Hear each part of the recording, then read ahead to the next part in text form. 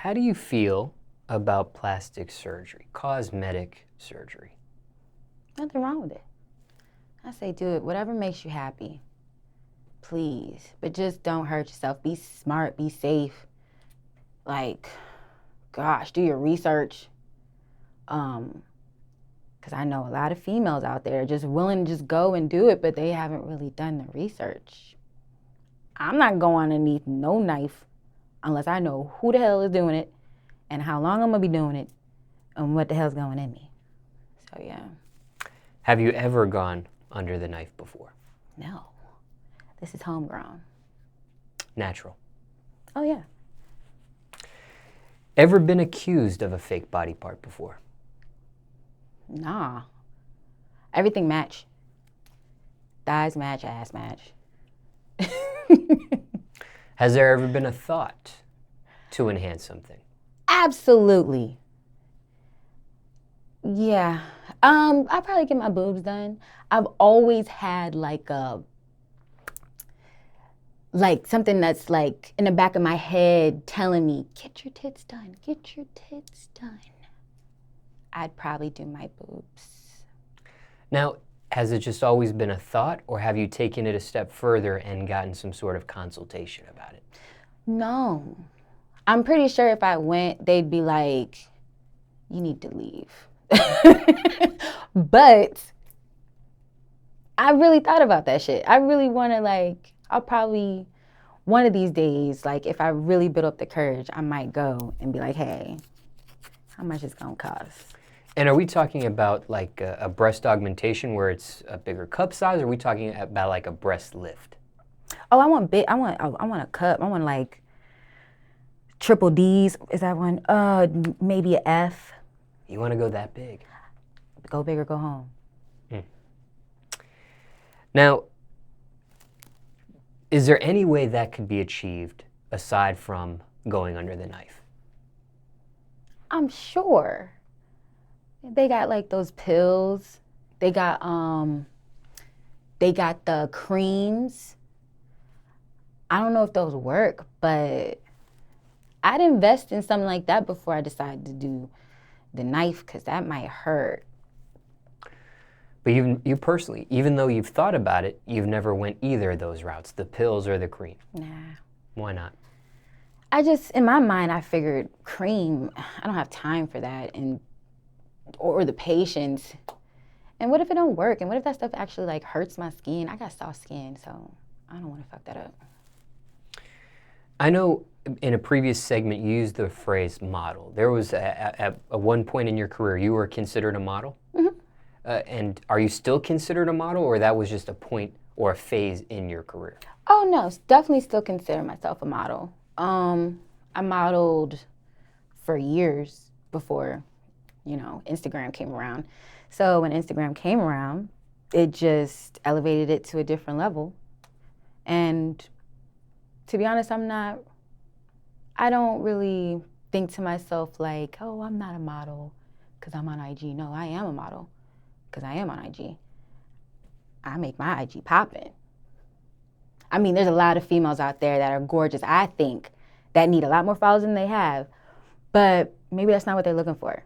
Me, this is towards my business, it's my brand. So I kind of have to make this thrive with my model brand.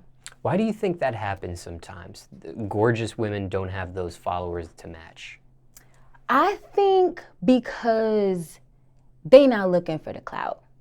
Some females, they ducked off. They're out the way. And they prefer that. I don't blame them at all. I think it's a good idea because really Instagram shapes a lot of people's brains and minds. And some females, like I said, they in touch with themselves. They know themselves. And they don't have time for all that. So. Were you ever a ducked off person, or no, you were the opposite? That's why I can relate. Before I even found out what an Instagram was, I wasn't for the hype. And then I started getting into it to keep in touch with friends and family members. And then once I found out about me getting more serious to my modeling, of course I took that route. And then of course along with others, with Facebook and Twitter and all that stuff. Are you considered a certain genre or type of model, or just the general phrase model for you? Fashion is what I would say, because I've done that. Even though it was a few years ago, I still claim that. Just like being an author, even though I may have published a book years ago, it still happened. Now, you being in the modeling industry, is there a pressure to enhance? Yeah. I think there's a lot of girls out there that have the mindset that I just need to be the best or the biggest or the thickest or whatever. But really, you got to think not every man or not every person likes that. And not that they don't like it, it's just probably gets old to them. Or it's just so saturated, like they're over it. Sometimes you got to make sure that you bring something else to the market other than the obvious. So when I think to myself as being a model, I don't think of myself as just a flamboyant, tits out, ass out. I think of it as I bring a lot to the table. So. Now, has anybody higher up, and when I say higher up, an advisor, consultant, a manager, something of that nature, has anyone ever suggested to enhance your body? No. Not one. In fact, whenever I bring up that I want to, jokingly fix my toes or something, like people laugh at me. Hypothetically speaking, though, do you think you would have reached success quicker or been more successful if you had enhanced your body? Oh, for sure. It probably would have given me a little hype for a little bit. But then again, like I said, if I didn't bring anything else to the table, it would have just been for nothing. But yeah. Feel like you lost opportunities because you never enhanced? Nah. If it was an opportunity that I missed, it wasn't for me. A lot of things that occur out here in the industry is not really meant for everybody. That's something that everyone should know. But at the same time, like I said, you gotta do your research, figure out what's best for you, what path really. You don't wanna just delve into everything, because then you're gonna fuck yourself up. It ain't fun. And how does one know when an opportunity is right for them? Is it the research and things of that nature that you just mentioned, or is it something else? Research for one. Two, having a team that is knowledgeable of whether or not that venture or not is gonna be good. Also just experience. And knowing yourself. You know when something's not right for you. You'll know. Telltale signs, red flags, all that. Now, has a significant other ever offered money to fix something you thought about or suggested something themselves? Nah. Everyone that I've been involved with has complimented my assets, and they like it just how it is.